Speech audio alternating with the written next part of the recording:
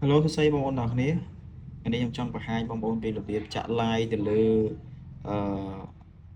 live លើផុសខ្ញុំចង់និយាយថាយើងផុសរូបភាពហើយយើងអត់សូវបាន live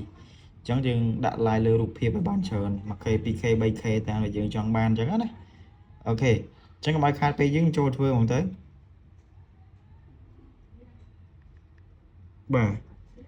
ជាដំបូងចូលទៅជ្រោមមួយមកហើយយើងវាយនេះខ្ញុំវាយឲ្យបងប្អូនមើលមកទៀត cam C A M cam cam S M M យើងវាយតែប៉ុណ្្នឹងមក cam S M M ហើយយើងចុចgo មកដល់ហ្នឹងវាដល់ចំណុចនេះអញ្ចឹងយើងចុច sign in នេះមកអូខេមកដល់ចំណុចនេះយើងត្រូវធ្វើអីទៀតយើង sign in មួយ email មួយមកណាយើងមាន email ជាប់ហ្នឹងយើងចុចលេខនេះមកហើយយើងរើស email មួយណាដូចខ្ញុំមាន email ច្រើនអញ្ចឹងខ្ញុំសូមរើសយក email មួយ email ខ្ញុំមួយនេះ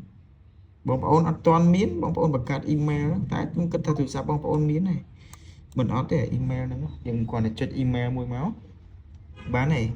ហើយជាហ៊ានមួយទៀតយើងចូលមកឡើងនេះ tray 3នេះបងប្អូនច្បាស់ជាអត់ទាន់មានលុយនៅក្នុងaccount ហ្នឹងទេអញ្ចឹងបងប្អូនអាចបញ្ចូលលុយសិនណាបាននេះបានណាយើងចុច add fund នេះមក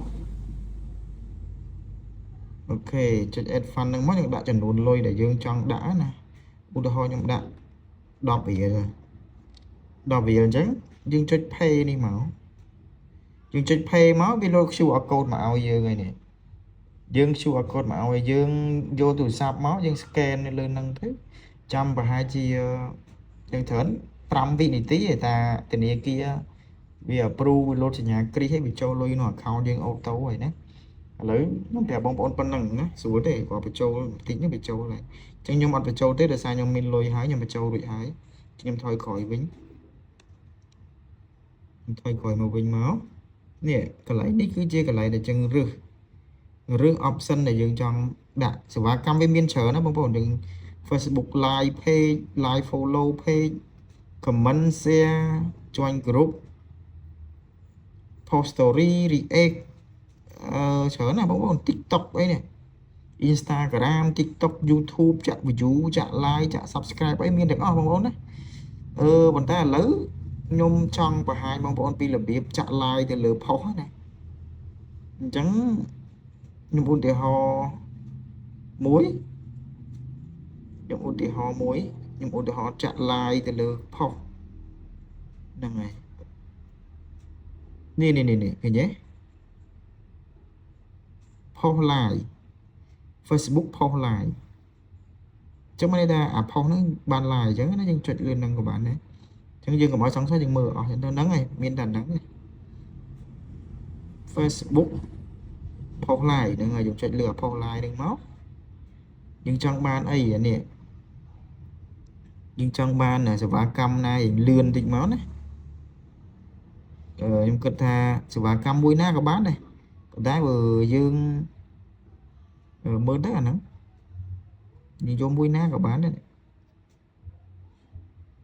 Facebook post live យើងយកអាណារៀងថ្លៃបន្តិច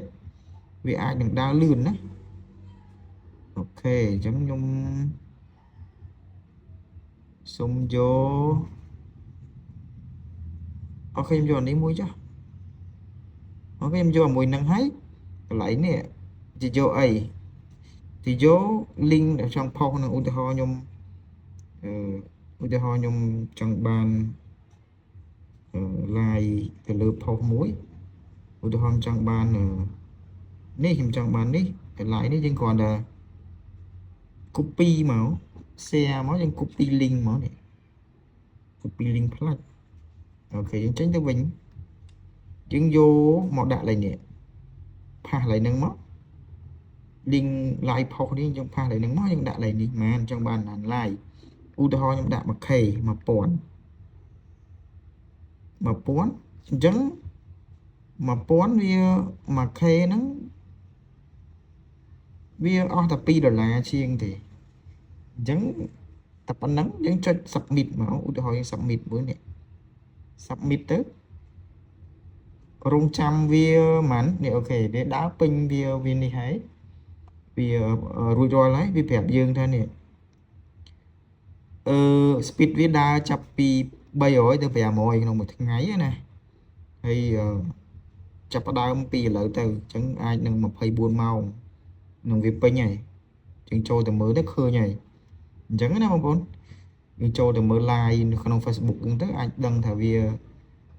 ពេញហើយអញ្ចឹងបងប្អូនមានចម្ងល់អាច comment ខាងក្រោមបានអីទេណាខ្ញុំធ្វើវីដេអូជូនបន្ថែមទៀតអញ្ចឹងណា